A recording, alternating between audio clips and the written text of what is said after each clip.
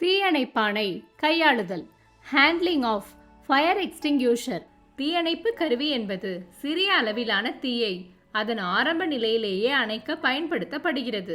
மின்சாரம், எளிதில் தீப்பற்றக்கூடிய பொருட்கள், மரம், எண்ணெய் போன்றவற்றால் ஏற்படும் பல்வேறு வகையான தீ விபத்துகளை கட்டுப்படுத்த இக்கருவி உதவுகிறது. தீயணைப்பு கருவியை முறையாக பயன்படுத்துவது உயிர் மற்றும் பொருட்களின் பாதுகாப்பை உறுதி செய்வதோடு பெரும் சேதத்தை தடுக்கவும் உதவுகிறது. இக்கருவியை இயக்கும் போது கவனமும் விரைவான முடிவெடுக்கும் திறனும் அவசியமாகும். எனவே இதனை சரியாக பயன்படுத்த இதன் அமைப்பு, செயல்படும் விதம் மற்றும் இயக்கும் முறை ஆகியவற்றை தெரிந்து கொள்ள வேண்டும். தீயணைப்பான்களில் பல்வேறு வகைகள் உள்ளன. ஒவ்வொரு வகையையும் பற்றி நாம் தெரிந்து கொள்வோம். நீர்வகை தீயணைப்பான். நீர்வகை தீயணைப்பான்களே மிகவும் பரவலாக பயன்படுத்தப்படும் தீயணைப்பான்கள் ஆகும். காகிதம், துணி மற்றும் மரம் போன்ற திட பொருட்களால் ஏற்படும் தீயை அணைக்க இவை பயன்படுத்தப்படுகின்றன. நீர்வகை தீயணைப்பான்கள் சிவப்பு நிற குறியீட்டை கொண்டுள்ளன. நுரைவகை தீயணைப்பான். பெட்ரோல், டீசல் மற்றும் பிற எளிதில் தீப்பற்றக்கூடிய திரவங்களால் ஏற்படும் தீயை அணைக்க நுரைவகை தீயணைப்பான்கள் பயன்படுத்தப்படுகின்றன. அனைத்து நுரைவகை தீயணைப்பான்களும் கிரீம், வெளிர் மஞ்சள் கலந்த வெள்ளை நிற குறியீட்டை கொண்டுள்ளன. தூள் வகை தீயணைப்பான். மரம், காகிதம், துணி, மின் சாதனங்கள் மற்றும் எண்ணெய் போன்றவற்றால் ஏற்படும் பல வகையான தீயை அணைக்க இது பயன்படுகிறது.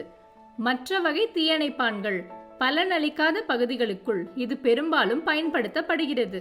இதில் நீல நிற குறியீடு இருக்கும். கார்பன் டை ஆக்சைடு அல்லது CO2 தீயணைப்பான் மின் கசிவு, ஷார்ட் சர்க்கியூட் காரணமாக ஏற்படும் தீயை அணைக்க இது பயன்படுகிறது. மின் சாதனங்கள் அதிகம் உள்ள இடங்களில் இது பெரும்பாலும் பயன்படுத்தப்படுகிறது. இதில் கருப்பு நிற குறியீடு இருக்கும். ஈர வேதிப்பொருள் தீயணைப்பான். சமையல் எண்ணெய் அல்லது திரவங்களால் ஏற்படும் தீயை அணைக்க இவ்வகை தீயணைப்பான் பயன்படுகிறது. எனவே இது முக்கியமாக சமையலறைகளில் பயன்படுத்தப்படுகிறது. ஈர வேதிப்பொருள் தீயணைப்பான்களில் மஞ்சள் நிற குறியீடு இருக்கும்.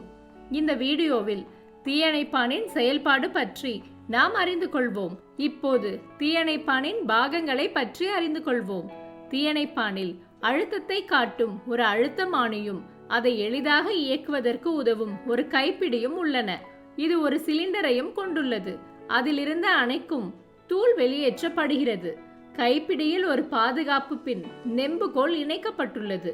இது அணைப்பான் தற்செயலாக செயல்படுவதை தடுக்கிறது. தீயை அணைக்கும் கருவியின் உடல் பகுதி இரும்பினால் ஆனது மற்றும் அதில் எவ்வாறு உபயோகிப்பது என்பது பற்றிய வழிமுறைகள் எழுதப்பட்டுள்ளன. குழாயின் ஒரு முனை ஹோஸ் ஸ்டாண்டில் பொருத்தப்பட்டுள்ளது. அதன் மறுமுனை தீயை அணைக்கும் கருவியுடன் இணைக்கப்பட்டுள்ளது. முதலில் பின்பற்ற வேண்டிய சில பாதுகாப்பு முன்னெச்சரிக்கைகளை பார்ப்போம். தீயிலிருந்து உங்களை பாதுகாத்துக் கொள்ளுங்கள். தீங்கு விளைவிக்கும் புகையிலிருந்து உங்களை பாதுகாத்துக் கொள்ளுங்கள். தனி நபர் பாதுகாப்பு உபகரணங்களை PPE அணியுங்கள். தீயணைப்பானின் பாகங்களை பற்றி நாம் அறிந்து கொண்டோம். இப்போது அதை சரியாக இயக்குவது எப்படி என்று கற்றுக்கொள்வோம். தீயணைப்பானை முறையாக பயன்படுத்துவதற்கு பாஸ் எனப்படும் ஒரு செயல்நுட்பம் உள்ளது. இதனை புரிந்து கொள்வது மிகவும் முக்கியம். பாஸ் என்பதன் விளக்கம். P என்பது புல், இழுத்தல் என்பதை குறிக்கிறது. பாதுகாப்பு பின்னை, சேஃப்டி பின் வெளியே இழுக்கவும். A என்பது எய்ம், குறிவைத்தல் என்பதை குறிக்கிறது. தீயின் அடிப்பகுதியை நோக்கி குறிவைக்கவும். முதல் S என்பது ஸ்குவீஸ், அழுத்துதல் என்பதை குறிக்கிறது. கைப்பிடியை அழுத்தவும். அடுத்ததாக வரும் S என்பது ஸ்வீப், வீசுதல் அல்லது அசைத்தல் என்பதை குறிக்கிறது. தீயை அணைக்க தீயணைப்பானை பக்கவாட்டில் அசைக்கவும். இப்போது இதை எவ்வாறு இயக்குவது என்று பார்ப்போம். தீயணைப்பானை பயன்படுத்துவதற்கு முன் அதன் கைப்பிடியிலிருந்து பாதுகாப்பு பின், சேஃப்டி பின் ஒன்றை அகற்றவும். அதன் பிறகு குழாயை ஹோஸ் ஸ்டாண்டிலிருந்து ஹோஸ் ஸ்டாண்ட் எடுத்து நேராக்கவும். பின்னர் தீ விபத்து ஏற்பட்ட இடத்திற்கு தீயணைப்பானை கொண்டு செல்லவும். இப்போது ஒரு கையால் குழாயின் முனையை தீயின் அடிப்பகுதியை நோக்கி வைத்துக்கொண்டு மறு கையால் கைப்பிடியை அழுத்தவும். தீயை அணைக்க குழாயின் முனையை வலமிருந்து இடமாகவும் இடமிருந்து வலமாகவும் அசைக்கவும். தீயணைப்பான் பயன்பாடு மற்றும் பாதுகாப்பு குறிப்புகள்.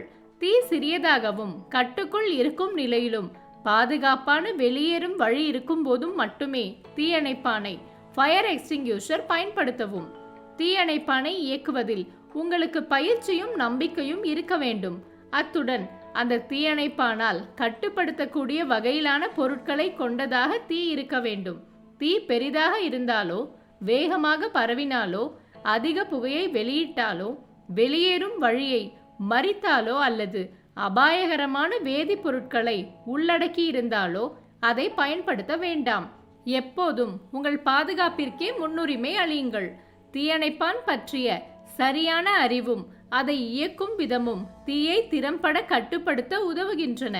பாதுகாப்பை உறுதி செய்யவும் சேதங்களை தடுக்கவும் உடனடியாக நடவடிக்கை எடுக்க எப்போதும் தயாராக இருங்கள்.